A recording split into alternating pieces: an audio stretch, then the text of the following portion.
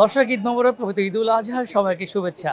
এই মুহূর্তে আমরা রয়েছি স্টার সিনেপ্লেক্সের বসুন্ধরা শাখাতে এবং আমি জানিয়ে রাখতে চাই এবার ঈদে কিন্তু 5টি সিনেমা মুক্তি পেয়েছে, যেখানে রয়েছে তুফান, ময়ূরাক্ষী, ডার্ক ওয়ার্ল্ড, আগন্তুক সহ এরপর আরেকটি রয়েছে রিভেঞ্জ। তবে আমরা যা দেখতে এসেছি ঈদের দিনে ঈদকে কেন্দ্র করে আসলে কোন সিনেমা দর্শকরা বেশি দেখতে এসেছে এবং কোন সিনেমার প্রতি দর্শকদের আগ্রহ রয়েছে, চলুন দেখে নেওয়া যাক।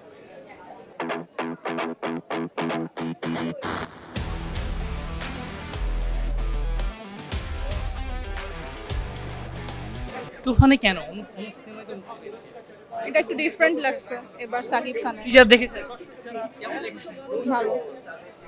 ভাই কোন সিনেমা দেখবেন? তুফান। মানে ঈদে তো অনেকগুলো সিনেমা মুক্তি পেয়েছে, তুফানে কেন সিলেক্ট করা হলো? আসলে ট্রেলার দেখার পর থেকে, টিজার দেখার পর থেকে আসলে মানে একটা আগ্রহ তৈরি হয়েছে, তো এই থেকে আর কি দেখা সিনেমাটা। অন্য কোনো সিনেমা দেখা হবে কিনা? আর তো চারটা, মোট 5টা সিনেমা। না না না, অন্য কোনো সিনেমা দেখা হবে না, ওইসব সিনেমার প্রতি তো আগ্রহ এখনো জন্মায়নি।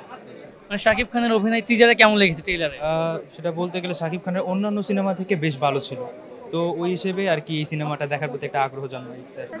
তুফান তুফান আগন্তুক।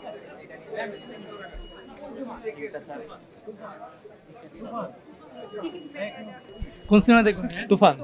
তুফান কেন? সাকিব খান তাই। কোন সিনেমা দেখবেন? তুফান তুফান তুফান কেন? তুফান ছাড়া আর কিছু নাই তো, টিকিটটা তো। কোন সিনেমা দেখবেন ভাইয়া? তুফান।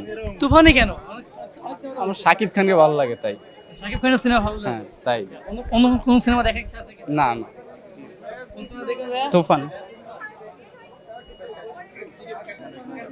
কোন সিনেমা দেখবেন আপু? না আগন্তুক। তুফানের টিকিটটা পাওয়া হয়নি, এর জন্য আর কি এটা দেখা যাক। তুফান দেখার ইচ্ছা আছে নাকি? হ্যাঁ অবশ্যই আছে। তুফানের মতো সিনেমা কি বাংলা সিনেমার যে উন্নয়নের জন্য কি কতটুকু ভূমিকা রাখবে বলে মনে করছেন? যদি এরকম টাইপের হয় তাহলে আমি মনে করি যে সিনেমাটা মানে সিনেমার জগৎটা আমরা মানে দর্শকরা আরও ভালোভাবে উৎফুল্ল হতে পারবো, এমনকি প্রত্যেকটা সিনেমা হল আরও আগের মতন পুরনোর মতন কিন্তু সিনেমাগুলো ফিরে যাবে আমার মনে হয় আর কি। ধন্যবাদ আপনাকে। Thank you. দর্শক, কথা বলছিলাম একজন দর্শকের সঙ্গে, তিনি আসলে মাত্র তুফান সিনেমা দেখে কিন্তু বের হয়েছেন এই বসুন্ধরা স্টার সিনেপ্লেক্সের এই শাখা থেকে, এবং এটি ছিল তুফানের প্রথম শো।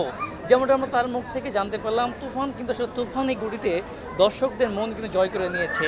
তো এখন দেখার বিষয় যে তুফানের আগামী দিনগুলো কেমন কাটে, বা এই ঈদে গত ঈদ যেমন রাজকুমারের রেকর্ড বা প্রিয়তম রেকর্ড ভাঙতে পারে কিনা, সেটি কিন্তু এখন একটি বড় প্রশ্ন হয়ে দাঁড়িয়েছে।